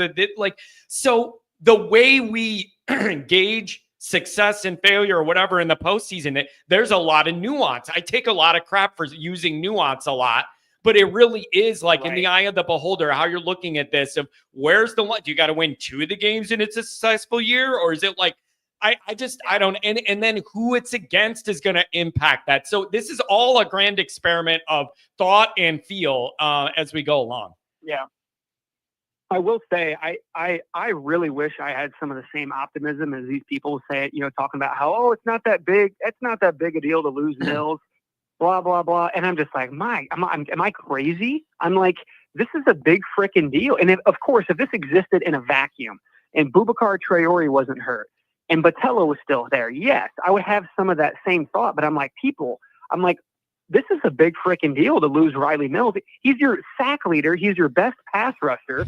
And you're going into a game and we finally here's the thing that really pisses me off though, is that we finally catch a blue blood powerhouse program in the playoffs that it's not 2018 Clemson. It's not 2020 Bama. And then, the injury bug, just comes in and just wrecks all this stuff. And you're just like, okay, well, we're a 2.5 point underdog. And this is if you ever want to play a Georgia team the last 5-7 years, whatever it is, this is the Georgia team you want to play. Yeah. And it's just frustrating that you get this injury bug like this. If Mills was 100% healthy going in this game, I would have 100% confidence that Notre Dame can win this game. You know what, man? I truly envy people's positivity about it. I wish I had that kind of positivity. Yeah, this is where I did a Patreon video the other day, and it was called "If It's Meant to Be, It's Meant to Be." Like if this really is a team in Notre Dame destiny and the third year magic that's in the history books, they will overcome somehow. Maybe you don't get the pressure you want, but you tip a couple balls or bait that guy into throwing you a few and make up for it. Maybe you give up more on the run, but then you punch a couple balls out. Like anything can happen. Anything can happen. And the one thing I just don't want is, please don't make this new quarterback they have some hero. You just can't. We've seen that too many times in our Notre Dame. I'm 40. I've seen a lot through the mediocre years where they start the game by going, first-time quarterback playing Notre Dame. What a big opportunity. And then he shreds us and has the best game of his life. The Northern Illinois guy. That guy couldn't miss. He could have threw those passes through a needle hole. I mean, the guy it was like you just too many times a guy plays Notre Dame and has the game of their life at the quarterback position. We need one to go the other way. Yeah. We need one to go the other way. Yeah. You had, that's kind of the crazy thing is it's kind of similar to the 2017 situation with Fromm coming in, his first start against Notre Dame when they had that other quarterback who's hurt, Jacob something, I forget. But yeah, and then DJ Uiagalelei coming in and throwing for 500 something yards, whatever, in 2020. But yeah, I don't know. I do have faith in Golden to dial up enough pressure. I don't think you can dial up so much it's going to overwhelm him. I do have faith that Golden can dial up enough pressure to keep this game, keep him on his toes, to keep Stockton on his toes. I'm 100% confident in that. I'm just saying there is, when you start losing people, it's a cumulative effect. It's with everybody you've lost on the line. If it was just Mills in a vacuum, I think that's not 100% replaceable, but you can manage that. And I'm confident in this defense. It's not a matter of not being confident in the defense. It's just a matter of the cumulative effect. I think it's fair. And I think that's totally fair to be like, when is the one that pushes it to where it's just too much to overcome, right? Like where the dam gives away and it breaks. Like, is there a point where it's one too many? You know what I mean? Yeah. And Rubio has the size. I mean, Cross, we still don't even know if Cross is 100%. He didn't look like he had the same burst against Indiana. He's out there giving 100%, but it's like what? It's like 80%? I don't think he was. And when we did the film review from the Indiana game, and Goolsby was looking at the defensive film, and that's his specialty to break that down. He was saying, this dude was 60% or whatever. You could tell he ain't moving right. He looks at feet. He looks at position. He looks at very specific things, and he was like, this dude was hobbling around there. He was not moving right. Right. And Rubio, okay, big body. Rubio's in there. Everybody's saying, Rubio's technically, he's a better run stopper. Okay, great. But you know what? Rubio hasn't played a full game, a full set of snaps. He could be gassed in the fourth quarter. You don't know. You just don't know. Yeah, listen, it's perfectly fair to worry about that cumulative effect and ask if it's one too many. If there was any matchup in the playoff where I would want Mills in there, it would be this one because of their offensive line so big. But it's like if you're good enough, you're going to find a way. And again, something Goolsby said is somebody go be a hero, man. Get your hand on a couple balls, get a tip interception, knock the ball out, like whatever. Somebody be a hero. Like the Notre Dame history books have been updated a week ago. That ink is fresh. The page is still open to be added to. Somebody go be a Notre Dame hero. Create your legacy in this moment. Do it. Right. Yeah. Yeah. And the good thing is this isn't 2018 Clemson. This isn't 2020 Bama. The line is 2.5. Obviously, this is a winnable game. Yeah, it is.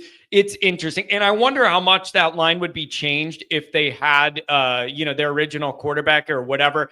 I don't know. I don't know. Conundrum, man, that's an old school reference. And I know it, but man, that is an old school reference. How old are you, Conundrum? That's an old one. And so I don't know. It's going to be really, really interesting, man. I trust Al Golden and I trust Mike Denbrock to understand the moment and come up with present a little different of a challenge in some way for Georgia. Come up with something like that's why you have those old heads on each side of the ball to be able to think about this stuff entering this moment. I want to see what they come up with. Right. And I will say on the offensive side of the ball, man, that if there's anything that's going to give me faith, and just look at the progression of Riley Leonard over the year when he stepped up in the pocket and hit Faison on that deep ball. Oh man, you love to see that. You hit 2 or 3 of those plays in this Georgia game, and that's a win. Here, let me ask this. Is Faison not your most reliable go-to guy that Riley Leonard looks to now? Whether that deep ball that they hit, it feels like it was one of the only ones of the year. I know I'm exaggerating, but it felt that way. And then a bunch of those little like little shallow screens and stuff where he gets him and he's so squirty that he just finds a block and rides the guy behind it and then rides it out. And then he just makes things happen. He makes things happen. It feels like right now he is the guy that Leonard's most comfortable working with there, and let the guy cook. He has a knack to just make plays and be where you need to be and ride that as far as you can. Right. Honestly, when I heard the stat that he broke 100 yards for the first time since the last time he did it in the Sun Bowl, that kind of pissed me off because, I grew up with Michael Floyd, Golden Tate, Will Fuller, Jeff Samardzija. And I'm like, how is that possible? Yeah, it's I know. And they're trying to work on the wide receiver room in the portal. Obviously, they added some guys there. Like they know it's a problem. They're still trying to figure it all out. It's just I don't know, man. Notre Dame is a flawed football team. It is not a complete football team by any means. I wouldn't argue that they are. But, man, they lean into what they do well and have ridden it, and I'm proud of them for doing that. Yeah, and I think that this is a game where the offense can win the game. If the offense takes control, Jeremiah Love is over the flu, and he hits a couple 20, 30, 40-yard runs. Jeter is finally looking like he can actually be relied upon. Like, I think this is the game the offense can actually win where the defense just holds serve. Okay. Which is weird to say. Now, that would be, year has been, really. That would be very, very new for Notre Dame overall in big game moments, because for the last 10 years, what have we said? The Notre Dame defense better win us the game and get a couple takeaways, get a special teams play, and then hope the offense can do anything. I would love for it to be a scenario where the offense carried some of the weight to win the game and it wasn't all on the defense to have to basically pitch a shutout. It would be really, really nice. Yeah. I think it's possible. I'm not saying they're going to. I just think it's possible. This isn't the Georgia defense. This isn't the vaunted Georgia defense of years past. I mean, this is a team that Love can hit a big run. Mitchell can hit a seam. A couple big plays here and there. And I mean, I'm not saying they're going to drop 40 on them, but I'm just saying I think that this is a game where we could say, I think we could be having a conversation post-game and say, wow, what a team. This is a team where, hey, you had somebody go down on defense and your offense and your special teams picked you up. I think that if they come out with a win, that's one conversation we could be having, is that, wow, the offense really stepped up. Yeah. They took control of the game. They held could you possession. imagine They it? hit one or two big plays when they needed to. Keep the time of possession, keep the ball a little bit away from them. Like, there's a lot of different paths, but man, it would be a new route for Notre Dame to win one of the biggest games of the year, to have the offense be a big part of it. I'm here for it. Anything else, my friend? Really good call. Thanks for touching base. What's new in Bloomington? State Farm? What's new? Portillo's? You got a Portillo's in town. I know that's new. You got a Portillo's? I want it. Yeah. Now we have a Portillo's and a Giordano's, so we're getting. Oh my gosh, you're basically Cicero. I mean, right. Geez. Right. Oh, exactly. I love it. That's beautiful. Super dog. Yeah. Super dog. Oh, that's beautiful. And man, hey, thanks for giving me a call. Crystal clear phone lines. I absolutely love it. Have a good one, buddy. Take care. Yeah, we'll see you. Take care. Bye-bye. Oh, I love that. Bloomington, Illinois. Somebody said earlier that I would be good working at Portillo's because of all the numbers you get to rhyme. Oh my gosh, I'm so jealous of those people. But the problem is, you could tell they ate their lives after a while. I feel like it'd be fun for 2 shifts for me to make stupid rhymes, and then I'll either make one that's inappropriate and get fired. But all those people act like they're bored because they do it for like 8 hours a day, every day with the numbers. And so that's unfortunate. Ronald McDonald says, I always bet against the Irish. I just picture Ronald like in a sports book or something, and he's got the full costume on, and he's got the face paint and everything, and he's sitting there looking at like the sheets with all the point spreads, and he's trying to do the math and figure it out, and he's got the whole clown thing and the big shoes and everything, and he's sitting there filling out his whatever it is, his slip to put in for the bets. Oh, man. And then somebody mentioned Samardzija. He mentioned Samardzija. One of the best sports moments of my life was when Samardzija, our wide receiver, badass wide receiver, got traded to the White Sox, and he was a pitcher on the Sox, and they got in a bench clearing brawl with the Royals, and Samardzija was out there with that hair flying, throwing absolute haymakers at the Royals. He was the first guy out there. The hair was flowing, and that dude was taking full swings at the Royals, and it was amazing. And everybody had to hold him back. He was going after them, and it was just touch them all for me. Touch it. There's only 2 teams I care about in my life emotionally, and it is Notre Dame football and the White Sox. To see him throwing those haymakers, and that's my wide receiver from Notre Dame. It was amazing. I absolutely loved it. And so, man, you guys, these are big time. This is new territory. This is all new territory. I'm just so glad that we're able to go on this ride together, and I just hope it keeps going. So here's the deal.